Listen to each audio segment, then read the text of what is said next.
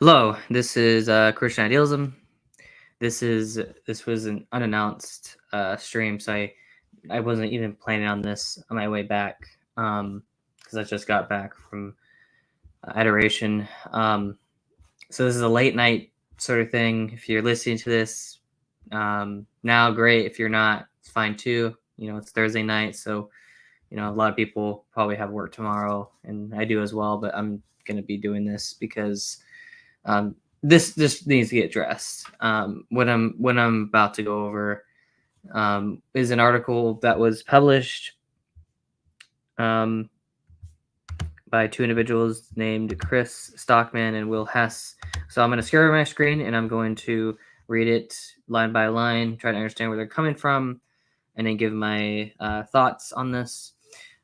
This article was, well, let's just say the article was not an attack on me, but it was an attack on, let's say, other individuals. The two main one, I think the main person that they are attacking is David Paulman. David Paulman, as you all, if you don't know who David Paulman is he runs the YouTube channel called Faith Because of Reason. He has recently been posting a lot of videos kind of critiquing certain arguments for theism. And apparently some people don't like that. Some people don't like the fact that young apologists are going after other apologists. So there's been kind of this civil war going on in the background. And so, yeah, so that's kind of where it started this whole thing. And another thing too is what started this whole like drama was a Facebook post that I made a few months ago, and one of the main things that people were having issues with, or at least my issue with, was about the Canaanite, so the Canaanite genocide. And I said that like one of Frank Turk's articles like made a really bad argument and trying to defend it. And it created this drama in the comment section. And I think that's where this all started from. But then because David Paulman decided to post a bunch of videos critiquing certain theistic arguments, now it's become a point where there's the civil war going on within the apologetics community. And particularly it's between the youth apologists, so the young apologists like myself, young apologists like David Paulman as well, and then of course a few others within the typically young men between the ages of 18 and like 25 or something. I don't know how old David is. David Paulman is. I haven't asked him like what his actual age is, but the point here is that because young apologists like myself and David have critiqued the current state of apologetics, there's been this kind of civil war going on because I have critiqued apologetics before. So in one of my older videos, I go over how basically there needs to be a change in the apologetics realm and exactly making certain arguments. And I critique the epistemological issues with mainstream, what I call mainstream apologetics. So I myself have critiqued apologetics before. So I consider myself to be within this camp. And so that's why I'm kind of doing this critical review. Again, I don't disagree with everything that was said in the article. So this is not a point by point like critique, but I'm going to be just going reviewing what was said in this article. So yeah. Anyways, with that in mind, I'm going to hopefully you guys. Okay, let me see if I can get the entire article there so you guys can read. Oh, sorry. Hold on. How can I get full screen? There we go. I don't know if you guys can read it. Okay, that works better. Oh, I see there's some people in the live stream chat. So yeah, if either Chris or Will decides to say stuff in the live comments, I'll be willing to talk to him about this. So just keep that in mind. I will be willing to have a discussion with him about this so that we can get down to the issues. Okay, so let me see if you guys can read that. I'm going to read this again line by line to understand where they're coming from, and then I'm going to give sort of my shared thoughts. Okay, so let's get started. I, Chris, wrote the previous article about how I found apologetics. It was only in high school. So let me see here. I was only in high school. There are a good many others like me who have found apologetics at a very, I'm assuming, young age. Also like me and Will, they eventually graduated from the work of popular apologists, naming J. Warner Wallace, Frank Turek, Sean, and Josh McDowell, and now almost exclusively study scholars in specific questions. These individuals I call the young guns in apologetics. You're the young in Will's case. You'll frequently see in different discussion groups, very knowledgeable on certain topics, despite lacking formal training on these issues. Well, I mean, yes, that is true. So there are people that do lack formal training. You can't really say the same for me because, I mean, I'm literally studying the philosophy of science as my undergraduate. So I am currently in training, even though even though I don't plan to get graduate level training, I do have bachelor level training, especially in the philosophy of science and specifically Bayesian confirmation theory, because that's what I specialize in. So I do have formal training, at least on the epistemology. I don't know exactly in other areas of research, but at least I could say when it comes to the epistemology, I do have formal training. So I'll just say that from the get go. But anyways, with that in mind, let's continue. I can't even pronounce that, so I'm not going to say it. If there is a topic we want to know more, we study it for ourselves. Okay, we read primary sources on the popular apologetics, draw from their work, and able to speak confidently and complicated, yada yada yada. By any other label, we would be competent apologists. However, there are many of us whose young age and quick study has led to losing sight of the goal of apologetics. These are the cage stagers. They are bright, but are doing more harm than good at the moment, tearing down pop apologists like Frank Turek is spare time enjoyment. Now, Frank isn't my favorite. Okay, this is more of a subjective opinion, so I'm going to continue on. So they kind of start off there. Now, a few thoughts. First of all, some of us do have formal training. I have pointed out several epistemological issues with the current state of apologetics. Just again, you can watch my video on revolutionized apologetics to kind of understand where I'm getting at. So that's not necessarily true. So the issue is that there are deep epistemological issues that I would say that popular apologetics is not equipped to handle. It requires a formal understanding of how epistemology, how we come to belief formation. And again, doesn't mean that popular apologetics is necessarily bad. It's just there are going to be issues, specifically epistemological issues, that are so deep, that are so meta, that it simply does not have the tools to answer those problems. Here's one example, okay, and I'll keep this brief. So the first example that I like to bring up is this problem I like to term the problem of God's intentions. And this is a problem that has to do with, well, how do we even know what theism predicts? You can point out all of this data that's supposed to support theism, but if you don't have a framework to kind of filter out what exactly theism predicts in the first place, pointing out a bunch of evidence or data points is not going to really help, because you need to make a connection between the hypothesis and the data. Okay, you have to make that connection, but in order to make that connection, you have to understand formal epistemology. Like, you have to understand the structure of how confirmation works. And when it comes to popular apologetics, they don't have the ability, they just don't have the tools to do that.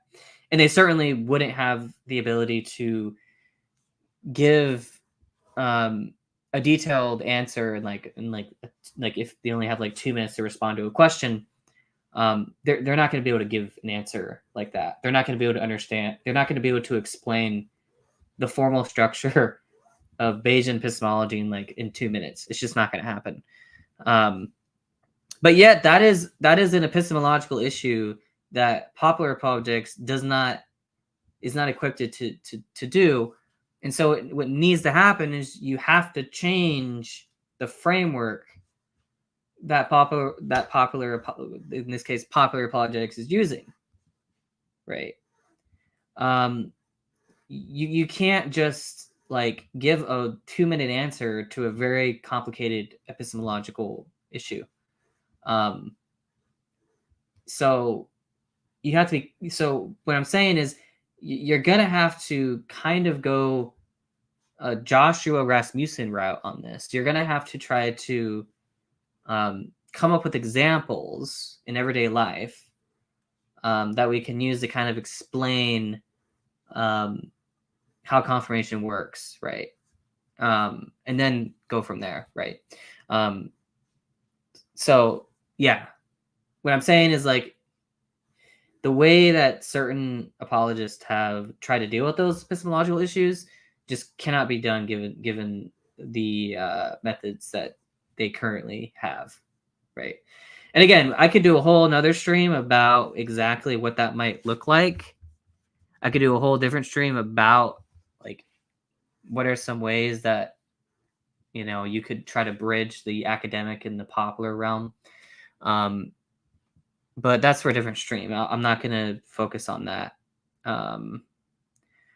So anyways, with that in mind, I'm going to continue on the article. So I had a question come in. Just turn in. Are you talking about a literal war? No, I'm not talking about a literal war. I'm only talking about a dispute that's been going on within the apologetics realm, within the Christian apologetics realm, I should say. But again, the only reason why I titled the art or titled the stream that way is because that's the title of the article. So anyways, so let me continue. However, there are many of us who are young. I already talked. Okay, I'll skip this then because we already discussed that. What they intend. First, what are their intentions? They spend a long time criticizing the work of well-known figures. What they want to do is point out their flaws in popular arguments, like the moral argument, minimal facts argument, right? In order to address them and make the argument stronger and present a stronger Christianity. They are not merely a seek and destroy crusade against apologetics, but in the words of Unison, but in words of Ortron, I know you mean well, you just don't think it through. The problem is, one, some of them do this far too often. Number two, some of them, if you don't know them from Adam, would be confused for the village atheist with what their critiques are, as well as how incentive they are. Here, I'm not saying, sorry, hold on. I'm just trying to get the whole article. Here, I'm not saying not to criticize wrong ideas. Of course, if an apologist like Frank Turner, Michael Kona is incorrect at something, it should be graciously pointed out. But by who?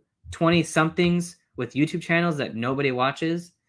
Even still, that does not call for commenting on everything a popular figure does and criticize it as if you were giving feedback on an academic article or chiding it for not drawing on your favorite philosopher's monograph that cost $100. Okay, that's funny. Yeah, I mean that's true. I generally agree with it. Okay, so here are my thoughts on this point in this 2 paragraphs right here. So I do think that this is definitely true. So I will agree with that. Some of them do this far too often. That's why for me, I have only done like maybe one like I've only actually done one video critiquing popular apologetics, and that is it. I haven't critiqued popular apologetics ever beyond that. When at least on this YouTube channel. Now outside these YouTube channels, so if you go to like my Facebook posts, there are other places where I have critiqued popular apologists, but generally I try to not. I definitely don't try to do what David Paulman does and trying to like go after certain arguments all the time. So yeah, I'll concede this point. So now, as for the second point, some of them, if you don't know, would be confused for the village atheists who would. Oh, okay. So, I think what he's saying, it probably wasn't worded right. But if you come on here the first time, let's say that you come across, let's say, one of David Paulman's videos, and you don't know who this guy is. You have like no knowledge, right? You may think that, hey, this guy is an atheist because he's going after theistic arguments. That has happened. I've had people tell me, or people think that I'm an atheist. And because I've critiqued certain apologists or I've defended certain atheists, right? And that's fine. But I mean, everyone does that, right? Everybody does that. So it's going to depend on the context, right? But generally, that's why it's always good to, if you look into a critique of an argument, you want to make sure, like, hey, what does this guy actually think on this topic? But yeah, generally, I do agree with these 2 points. I'm not really going to dispute those points. So with that in mind, I'm going to continue on. Below are a couple examples of the sort of things these individuals actually say in act. Okay, so this is what they actually say. And it's interesting because I know exactly where they got these quotes from. I'm not going to share it. I'll give you a little hint. It was on Facebook. I think it should have, or at least some of these are on Facebook. I don't know if all of them are from Facebook, but certainly a lot of them are from the post that I made. So anyways. So yeah. So this is what the youth apologists say. They say that there are countless examples who are less popular than Frank Turk, but they're better at defending the Christian faith. Joshua Sijiwati. Wait, sorry, not Joshua Sijiwati. Joshua Rasmussen. I get them confused sometimes. Robert Coons, Eleanor Stump, Alexander Prush. Okay, Joshua Sijiwati. Okay, there we go. Andrew Loki, Timothy McGrew, Richard Swinburne. Right. Now, this is the part where I disagree with. The claim is that you should start with these, not gradually work your way up to, but start with. All these names are deemed great figures, worth reading. These are arguably, yeah, so that is true. But they are, with the possible exception of Rasmussen, horrible places to start. Starting with them would be the worst thing a young billion apologist could do. In fact, I recommend a presuppositionalist as a starting place before I would recommend that someone start with Andrew Loki or Richard Swinburne. So here's the thing. This is where I would push back a little bit. So Swinburne has written popular level books. If you read, I have it right here. It's called It's called Is There a God? And then Was Jesus God? So both those books are actually written at pop level material. And so this is my proposal. Again, I could do a whole stream on how I think apologetics could do better. But one proposal is to popularize the academic literature. Right. You could do that. Right. We know we can do that because we already have done that. Swinburne himself has done this. William Lane Craig has done this. And again, I'm not going to criticize Craig here because I think he's the one exception where it's like, well, this guy, William Lane Craig, he's an actual academic and he's an apologist. So it's kind of like best of both worlds in a way. Again, even though I don't agree with Craig on everything, I certainly would not agree with his epistemological views, but I do agree with him at least on the, on the truth of Christianity. So yeah, I mean, I think it's going to depend, but I mean, the issue is that the gap. Okay, maybe I can kind of sympathize with them here. The gap between popular apologetics and quote unquote what I call academic Christian philosophy is so wide that like I don't even like you would need to fundamentally change the um the methods by which you're trying to get an audience to understand certain concepts or ideas, right? I mean, for example, this article mentioned presuppositionalists. Presuppositionalism as a method of apologetics is fundamentally at odds with a Bayesian, like with an evidentialist form of apologetics. Like they are mutually exclusive methodologies. Okay, you cannot be a presuppositionalist and an evidentialist at the same time. There's just no way. Those things do not mix together at all. Okay. And so it's kind of a red herring to say that, oh, I recommend a presuppositionalist as a starting place. Well, presuppositional a presuppositionalist is going to use the presuppositionalist method. That's why they're called presuppositionalists. Okay. But presuppositionalism, like the methodology, is just completely at odds with any sort of evidentialist Christian apologetics or whatever that someone might use.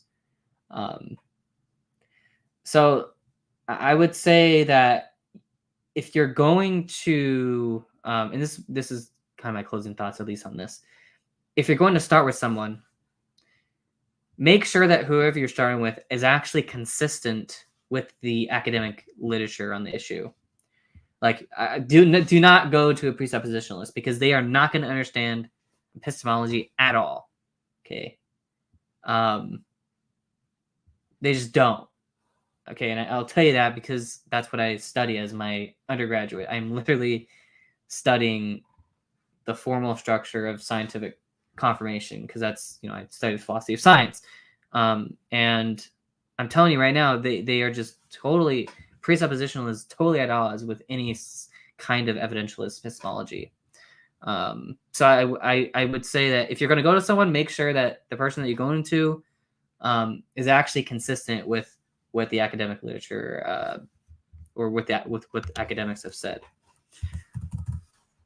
All right, so let me continue. So why would it be such a bad idea to start with great thinkers? It's simple. Aside from Rasmussen, they are done practically nothing at a lay level. Okay, well, I mean, that's just not true. I mean, Swinburne has, again, as I pointed out, Swinburne has written popular level books. Craig has written popular level books. Okay. Again, he says he loves Richard Swinburne. Okay, good. I agree with that, obviously.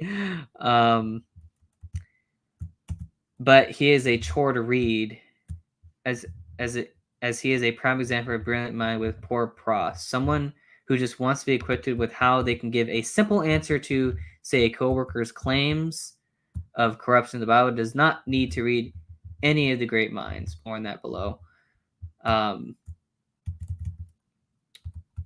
So I disagree with this in the sense I agree with a part of it in the sense that you don't need to dig in like everything that Swinburne has said or everything that McGrew has said or any, like, you don't need to do that.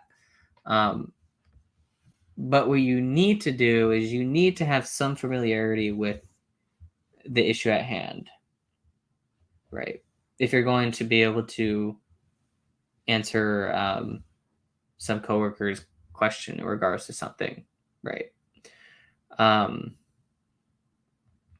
Anyways, that's all I want to say on that.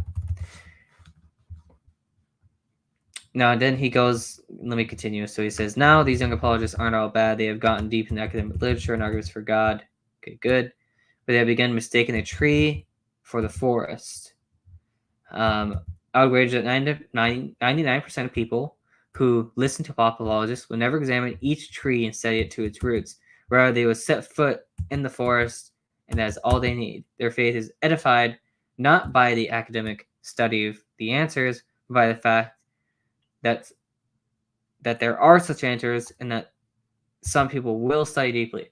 Okay, from a practical standpoint, that is true. Most people that look in, like, read popular apologetics or whatever, have like a superficial answer to problems. Yeah, they're not gonna like go super deep into it, right?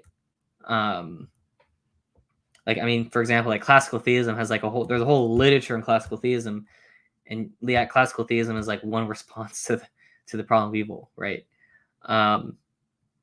Like no one's gonna spend all this time going into studying everything about classical theism.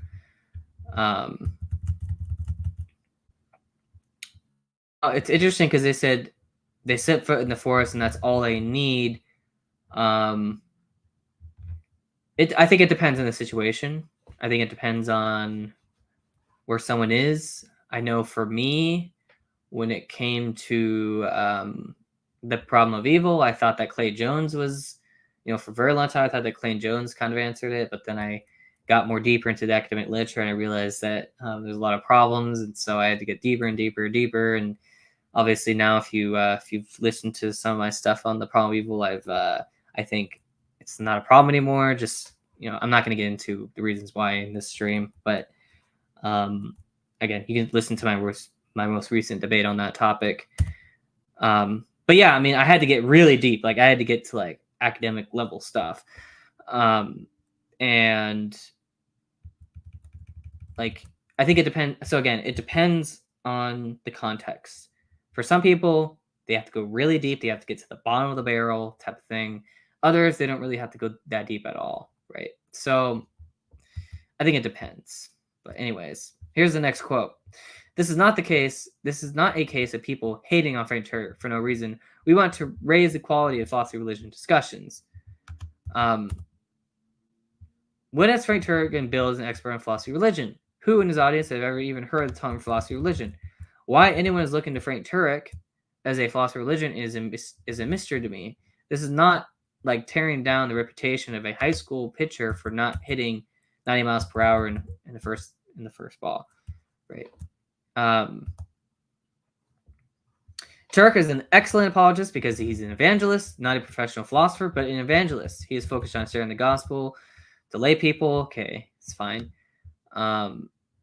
Frankly, for someone to say something like this indicates that they don't even know how the first thing about apologetics. That is correct. And as intelligent and advanced as they have gotten, they have no idea what they're talking about when they talk on apologetics. Apologetics is about the gospel and equipping Christ's church, not the academic discussions. It can involve those, but is not reducible to them. Okay. I'm going to stop right there. He says, this is what he says. This is where I would disagree. I think it is a grievous mistake to reduce the gospel of Jesus Christ to one of the many items of discussion in the philosophy of religion arena. Okay, lot of problems. I'm going to fundamentally have to disagree with that, and I'm not saying this to try to, because again, there's a lot of things in this article I agree with, but here's where the problems start to come in. Okay.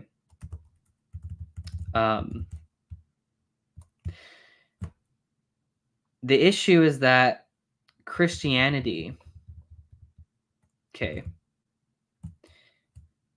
itself as a religion includes various different things about not just philosophy religion, but spirituality in general, which of course spirituality is a sort of subset. Now, why do I mention this? Well, the simple reason is this. You cannot just read the Gospels and then come away with a very simple like understanding of what's really going on. This is why, like for example, this is why you need seminaries. Like this is why if you want to become a pastor, you have to like dig deep.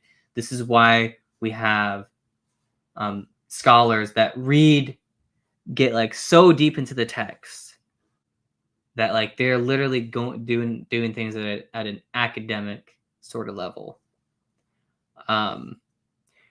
And finally, there's the other consideration, which is the lives of the saints. Like you have individuals that literally have written entire books on the spiritual life. Is that philosophy religion? Well, it's not natural theology in the strict sense, right? Because natural theology is just about arguing for God based on reason or based on natural reason. But what that's specifically talking about,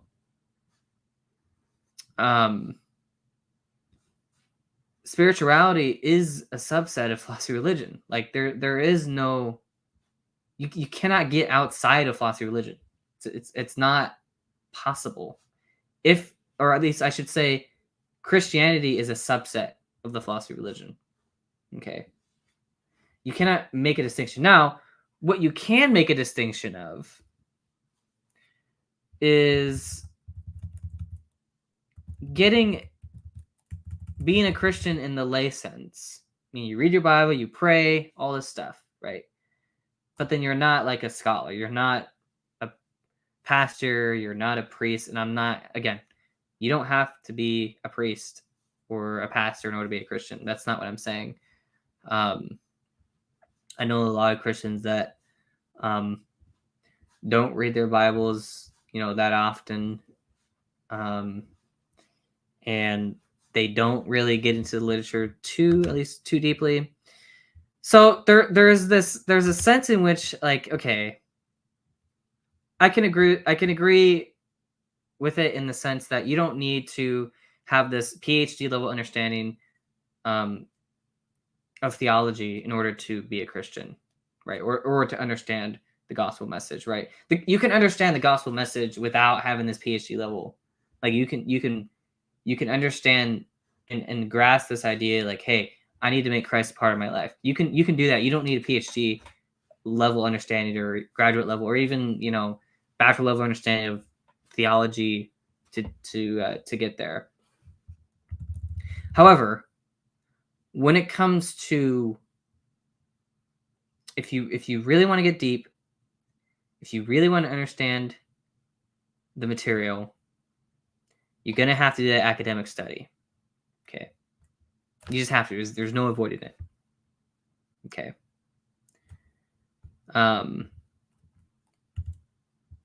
So this divide between apologetics and academic discussions is really, really fuzzy, and that's why I think this dichotomy that they're trying to draw is just not gonna hold at all. With that in mind, I will continue to the next paragraph. Now, have Turek and other apologists always done their apologetics well? No, of course not. Okay. And then they talk about how there are times when they dismiss questions out of hand, and sometimes they don't realize that the questions they gave at a service level answer to is actually a powerful objection. This, of course, is not good. But that is no more of an error than getting so cerebral in your apologetics, then you're no longer answering actual doubts that really people have. For example, it's great that you can point out flaws in J.L. Skillenberg's hiddenness argument. But when is the last time that you met someone that uses that? Well, okay. I agree with somewhat with this. So I will concede, at least agree with this paragraph right here, at least the first part. So the other thing too is like, okay, if someone has like an objection, this is my advice. Okay, and this is just you can take this advice however way you want. If someone comes to me with a question, like, why is God hidden? I can give them a very simple answer. But then if they keep pushing that there's a problem with God being hidden, this is what I do. I tell them, okay, can you formalize your problem into an argument with premises so that I can address how is it that this hiddenness problem is supposed to connect to theism? Like you need to draw that logical connection. That's what I do. And when that happens, people just basically they just either they lay out an argument and it turns out to be invalid. So I have to point it out, hey, this doesn't follow. Or they're like, oh, I'm not going to do that. And I'm like, okay, have a nice day. And then very rarely this will happen where they actually do present a valid argument and then I, point out objection, we go back and forth. Right. So obviously that latter scenario is going to be a more philosophy religion discussion. The second scenario though is going to be, them not really grasping at the issue. And then of course the first scenario is just yeah, anyways. I hope you guys understand what I'm saying. But yeah, if you have a question, I can give you a very simple answer. But if your question is supposed to be a problem, then I'm going to tell you to formalize it into an argument because that's how we should evaluate these things. By the way, I will say that the whole concept of an argument, like that whole structure, I actually learned that from apologetics. So I will give it. I'll give it that credit. So yeah. Anyways,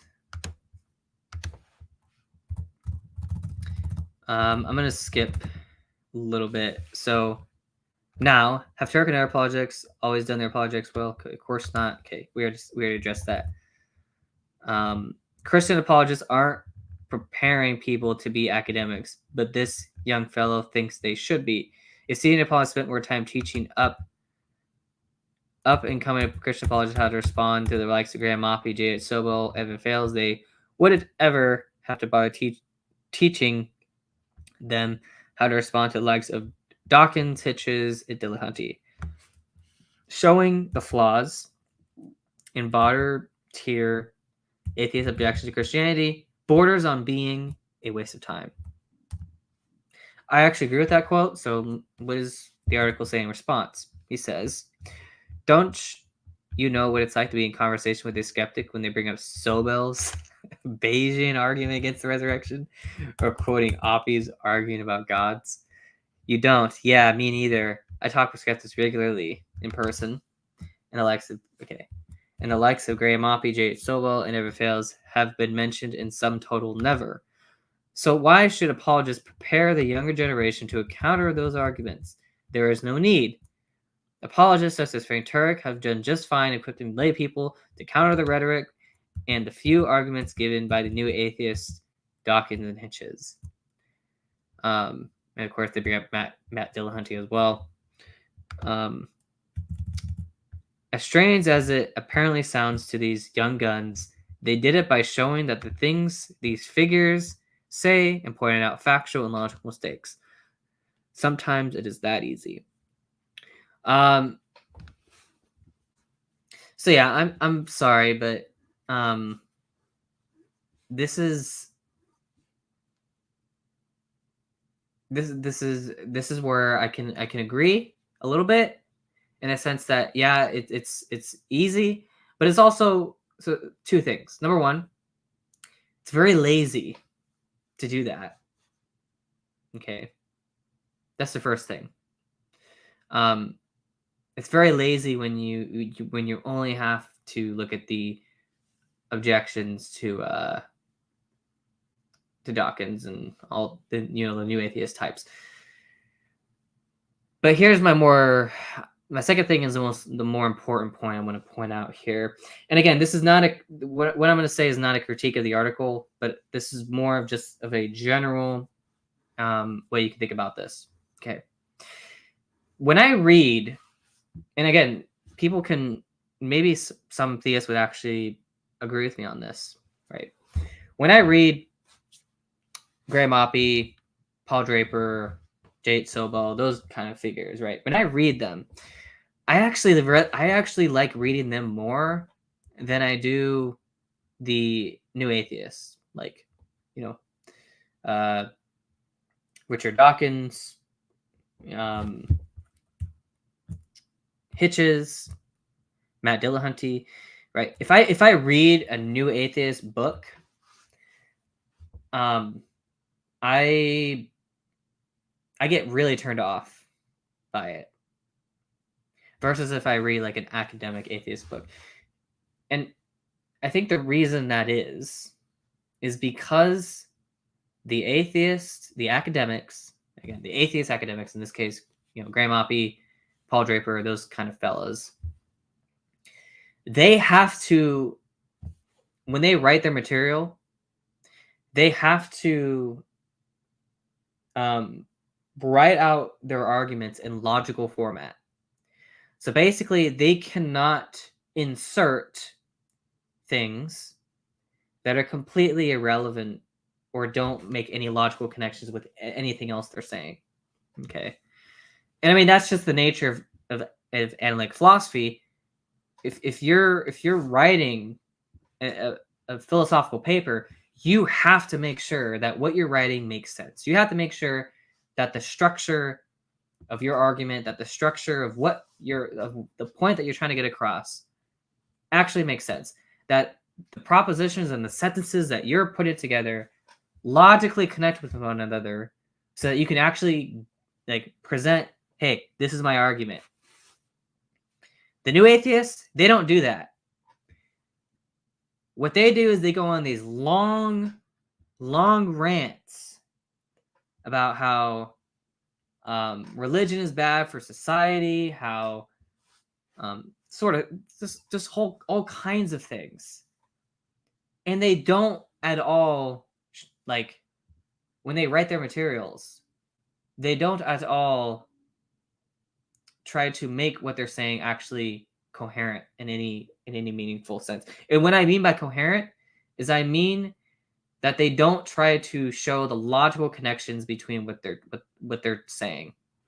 Okay. And this is why, more generally, this is why I do not and will not ever do a debate with a new atheist or someone that's new atheist type, because I know for a fact that whatever argument that they present is going to just be a bunch of rhetoric. It's going to be a bunch of non sequiturs. And so in that situation, I have to, like, if I'm doing a debate with them, with someone like that, I'm going to have to deconstruct everything they're saying, reconstruct their argument, and then critique their argument. I have to do 3 times the work that I would normally do, because if I'm debating someone like Graham Oppie, for example, he already presented me with his argument. I don't need to reconstruct the argument for him. He's given me the argument, and so all I need to do is respond. But if I'm doing a discussion or a debate with a new atheist, I have to deconstruct what they're saying. So I have to break apart what they're saying. Then I have to reconstruct whatever argument they might come up with, and then I have to go after the argument. So I have to do 3 times more work. Okay. The same thing applies to reading them in general. Okay. And so because of that, it's actually it would be really good if you could understand what the actual academics are saying, because then you wouldn't run into these issues where you have to like do 3 times the work when responding to the new atheist, right? So yeah, that's just a side note. Again, I'm sure the authors would actually agree with me on that point, so I'm not going to dispute it. But anyways,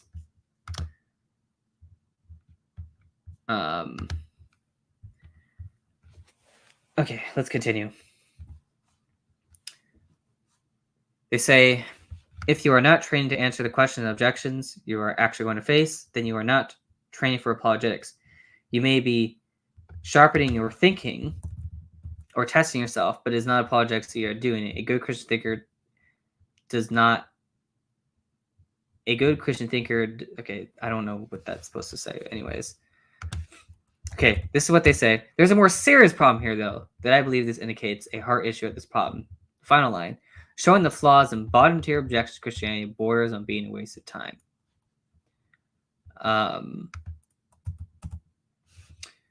So they say those bottom-tier objections are objections that Christians face.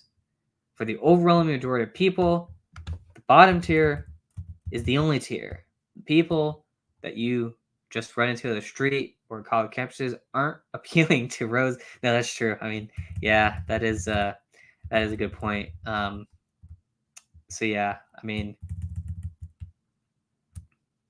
I'm not going to disagree with that. He says practically nobody is citing critical scholars objecting to Pauline authorship. Yeah, yeah, it's true. Yeah, yeah. I'm not gonna disagree at this point. That is generally true. I mean, I'll give you one more example, and then I'll move on. Basically, like for example, if you read or not read, but if you watch what's his name? There's this one guy. It's like very annoying. He's like a what's his name?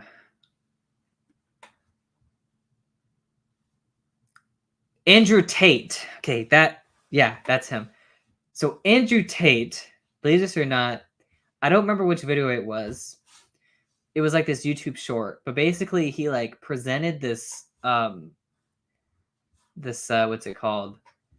This like Newtonian argument for God, right? And he just kept going on and on about how like there's all these causes and like this regularity and I don't even remember what exactly he said, but like it was basically like some weird causality argument for theism, and like it was just a bunch of rhetoric, and I'm just like and then people in the comments were like, oh my god, this is so convincing, and then I'm just sitting here as like as a philosopher, and I'm just like, this argument's a complete non sequitur, and yet people think this is so groundbreaking and stuff, and I'm like, and then I realize at that moment that I'm like, this is exactly what the new atheists do when they bring in all these like statistics about how many children die in a year and how God wouldn't allow this. And it's like, okay, this is like it's basically just a bunch of rhetoric, right?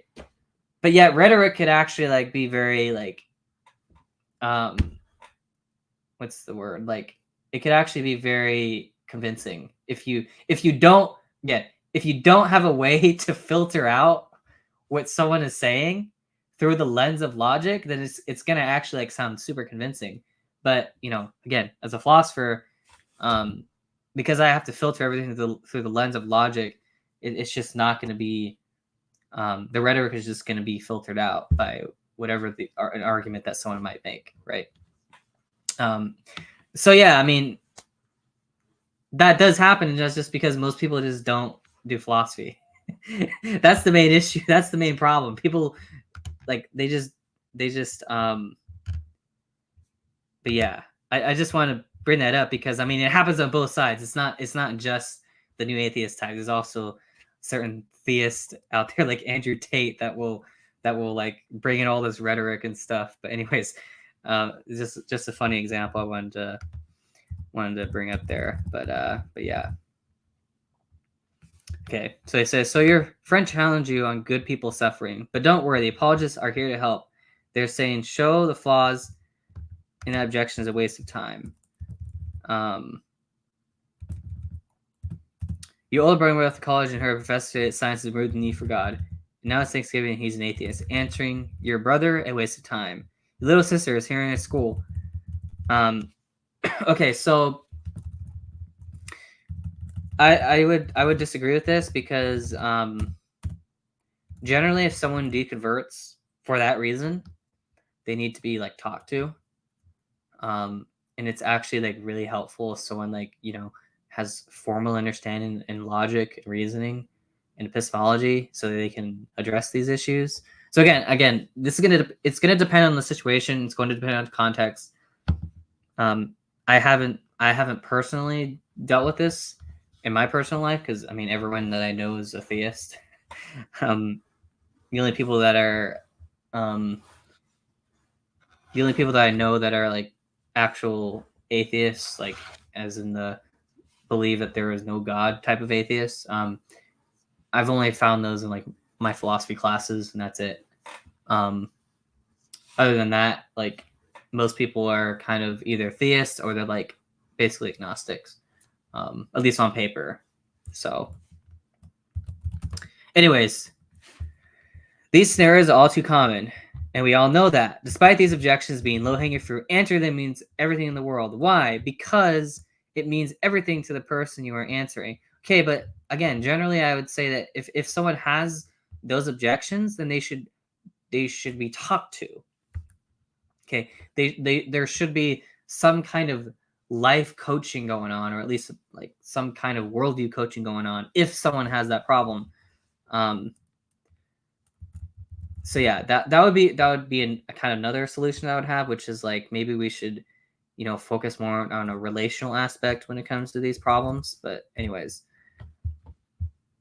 if someone has not grasped the inherent relational nature of apologetics, they should stop speaking on the subject because they do not know what they're talking about. One does not just answer an objection; they also answer the person in an effort to till the ground for the gospel. Okay, I agree with that. But again, we can make it where people can actually, have discussions and, dialogues and stuff on these issues. So, okay, so we're halfway through the article. Okay, how long have we been going? We've been going for almost an hour. So, I'll try to go through this next parts briefly. I, Will Hess, been pastoral ministry for about 10 years. Found apologetics in my teenage years. Okay, he's talking about his personal. I'm going to skip that part because it's not really relevant. First years opened my eyes to much bigger issues. I realized yada, yada, yada. Okay, so he's talking about how he came across Frank Turek, Ravi Zacharias, William Craig. Okay. They're my gateway drug. Okay, good. And again, I agree. I mean, I'll say this. This is where I would agree with them. Okay. Apologetics was my gateway drug, at least to philosophy, right? Now, of course, there's more that goes into that story, but yeah, I will say that is definitely true. You might also notice that those three men who I'm listed, only one of them is largely considered a scholar. Like Craig, however, when I first discovered this world of apologetics, I found it difficult to understand. I would also have to listen to his lectures multiple times to understand them. Now, as the weeks have turned to years, I find myself not just understanding Craig, but agreeing and disagreeing with him on a number of points. I find myself disagreeing with Craig. I find myself disagreeing with Turk. Okay, he's talking about personal disagreements. That's fine. As time passed, I began to realize that some of these popular apologists didn't always address the topics or passages that I wanted them to address. This spurred me to explore the forest of apologetics and target the trees that I wanted to check the most. I ended up getting a lot into the works of the nature of the Gospels. Okay, well, that's good. The nature of morality, the problem of evil, Old Testament violence, reliability of the Gospels, yada, yada, yada. Okay, good. My point is, I've learned, I've moved on, I've outgrown them. However, the tired of young would-be apologists blatantly putting down popular apologists for casting a wide net and not going deep enough. The reality is their job isn't to go deep on every topic. Okay, I agree with that. But they should at least, I mean, I'm not going to criticize Craig here because he actually does this. What they should do is they should actually cite people that have gone deep into these topics. So yeah. Anyways, their job is to present the broadest case for Christianity and to address the most common objections to Christianity. Okay. In my past years of ministry, I've never encountered someone who asked me to quantify hedonistic units in the face of evil and suffering. Usually when I'm having to address the issue of pluralism, sexuality, the nature of God, the purpose of Christ's death, the problem of evil, the resurrection of Christ, etc. Whether these young apologists want to admit it or not, the popular apologists are doing the heavy lifting. I have no doubt that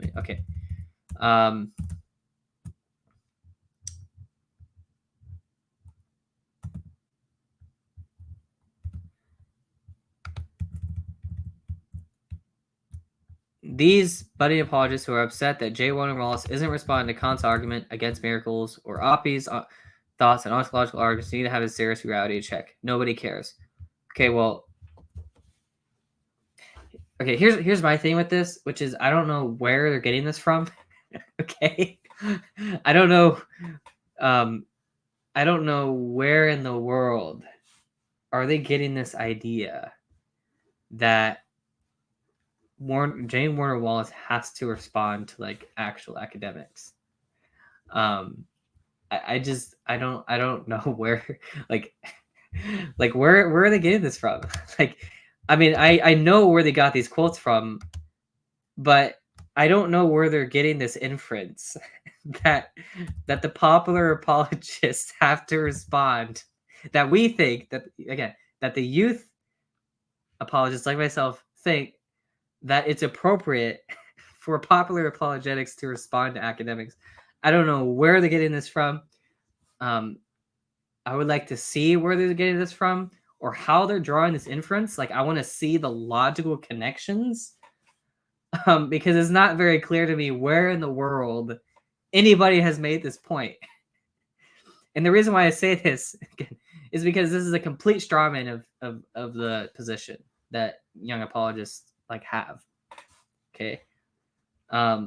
It's just a complete and utter straw man. Yeah, I mean, they're attacking a straw man here. This is I don't know where they're getting this from. Because nothing from the quotes that they have provided actually like entail this point. So yeah. I mean, to be fair, if you go up a little bit, there is this one quote about philosophy of religion, but I mean, I've already addressed that. So yeah. Anyways, but yeah, I mean, this is like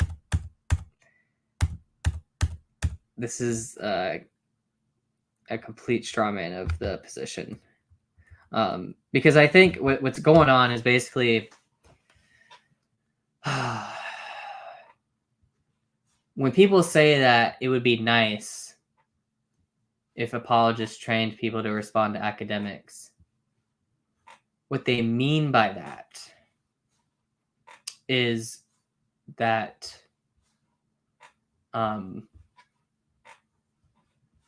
basically they want to make sure that someone is aware of these higher level academics, these like better objections,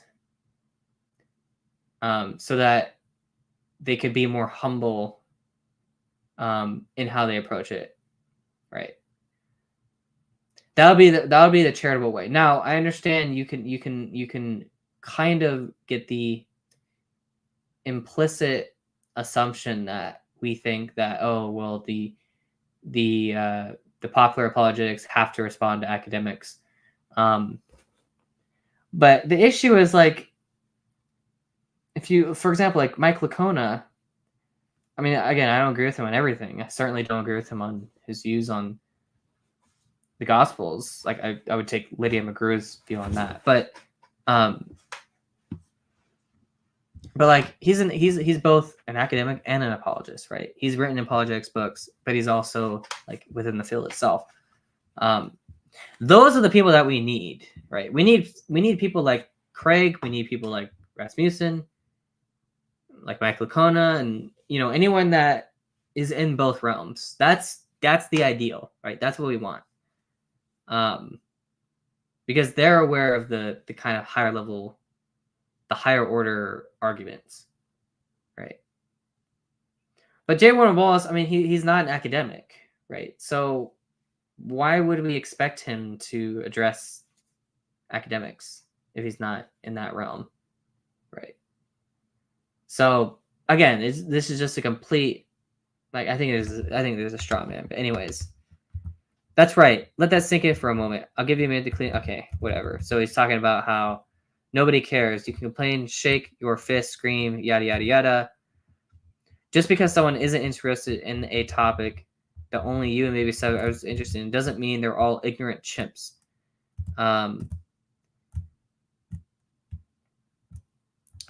Okay, so we talk about the Gettier problem. Who's bringing up the Gettier problem? Like, I don't know where they're getting this from. Nobody has mentioned the Gettier problem. Like, again, we can. I'm not gonna explain what the Gettier problem is because that would be too complicated. But yeah, nobody has mentioned the Gettier problem. I don't know why. Why do they bring it up? Anyways, the numbers. Okay, think I'm wrong. The numbers don't lie. These popular apologists have reached hundreds of thousands of people in the cause of Christ, seen many come to Christ, and have inspired others to get in the game. Yet these starting apologists will condescend these people. With such an air of superiority, the message falls entirely flat. What's even more ironic is these young apologists claim to deal with the real issues. Suggestion that those like C.S. Lewis never dealt with real issues, but have been unable to amass any following themselves. The ones who haven't managed to build a following have a much smaller audience in the conversation as a whole. You want to know why? You guessed it. Nobody cares. So yeah, the problem with this is, again, just remember what I said earlier. Rhetoric can get you a lot of followers, can get you a lot of convincing, but that's not philosophy. That's not. If you really want to search for truth, you have to make sure that you filter things through the lens of logic. If you don't do that, you're not searching for truth. You're not really doing anything, right? So again, I've already addressed the reason why the numbers are much higher for the popular apologetics. It's because there's a lot more rhetoric, right? That's the reason. But yeah, because I already talked about Andrew Tate earlier because that was the example I used. But anyways, nobody cares. Think about it. Hard enough. Okay. So here, I think this is the main. I'm not going to read the next paragraph because I think the point here is he's trying to say, this is his argument in a nutshell. What Will is trying to get at is this whole notion that you have to basically dumb down the concepts so that more people can understand it and understand it. At that point, I agree, right? I will give you a thumbs up on that. I agree, 100%. If you want more people to understand a topic, you don't want to start off with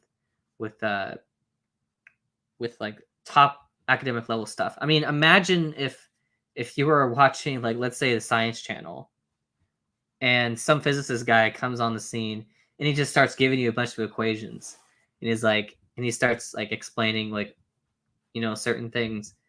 No one's gonna understand that. Like, no one. Like, I would turn off. I would definitely turn off the Science Channel and be like, oh no, not watching this. I'll go watch SpongeBob or something, right? That's because when it comes to trying to kind of dumb things down to a popular level, you have to make sure that what you're saying makes sense. You have to give them visuals, and again, I'm not a marketing expert, so a lot of this has to do with marketing, and I'm not going to discuss that here because I don't know anything about marketing. But what I do know, given my conversations with certain people, I won't mention who, but when it comes to marketing this stuff, what popular apologists have done is they've marketed things. They've marketed rhetoric to a degree that sounds convincing, but if you really make it, what's the word? If You filter it through the lens of logic, then all that rhetoric goes away, and then all you're left with is like these bare bones, like level 1 type of arguments, right? And it's just not going to be as convincing on that front. That's just a natural consequence of actually studying philosophy. I mean, that's what I do. I study philosophy for its own sake, not to gather a following, right? And that's the other thing too, which is like these young apologists. I mean, some of them, their goal isn't to get a large following in the first place, right? So I think it depends. But anyways, so it says these popular apologists serve a specific role in the church to popularize apologetics, help serve to overcome the biggest objections to Christianity today, and help the masses themselves permission to believe. They serve as an entryway to the world of apologetics, philosophy, and theology. That's their role. To expect them to be an expert on textual criticism, theological disputes, epistemology, metaphysics, or history is just wildly unrealistic. I'll skip a little bit here. Sadly, this is what many young budding apologists seem to do with mainstream apologetics. They expect them to be a specialist on far too many topics. They can't be. Not if they are to be writing accessible books, traveling to various speaking venues, coordinating and planning entire missions across the globe, etc. So perhaps instead of having a spirit of chastisement, one of humility would go further. Okay. So I agree with this. You can't be an expert on everything. I agree with that. And hold on, I'm trying to... Oh, never mind. I thought there was a separate link. But yeah, you can't be an expert on everything. So what? Doesn't mean you can't form opinions. For example, I mean, I'm not an I wouldn't call myself an expert on like formal epistemology, but like I specialize in that, right? And I filter everything through that, right? So because I couldn't, so my strategy was because I could not specialize in everything, I basically had to specialize in something that would maximize my ability to evaluate everything properly. And that's what epistemology does. It allows you to properly evaluate everything to a point, to an extent where it's like basically like a cheat code where you don't need PhD level understanding in order to, evaluate some topic. You can actually like use the lens of, your epistemic framework to assess different topics. Again, I'm probably going to do later stream talking about that, but that's a whole separate issue in and of itself. But yeah, anyways, I'm going to continue on. Seriously, know your place in the world, knowing yourself in it. Popular thoughts are a mile but deep each, and your desires to be mile deep each on a few topics, then own it. Be the expert on the historicity of the Gospels or theological worldviews of the ancient Near East. But just accept the fact that you will have a much smaller audience, and that's okay. Okay, well, I mean, is it really the goal? Anyways, I'm not going to address everything else that was said here, because it's just a repeat of everything. But yeah, I mean, generally I agree that you can't be an expert on everything. Okay. And again, no one has claimed that apologists have to be experts on everything. Right. But what you can at the very least be is you can be an expert on epistemology, which anyone can do. And then you can use your epistemology to assess all the other topics. That's what I do. And that's what I recommend every apologist does. Because once you do that, you can sift through anything. Doesn't matter. Anyways, I've gone an hour and 10 minutes. I hope you guys. I'm gonna stop sharing now. But yeah, that's basically my review. Oh wow, I didn't realize how many comments there were. So, yeah, that was interesting. But anyways, thank you all for listening. Thank you all for watching. And have a nice day. Have a nice night.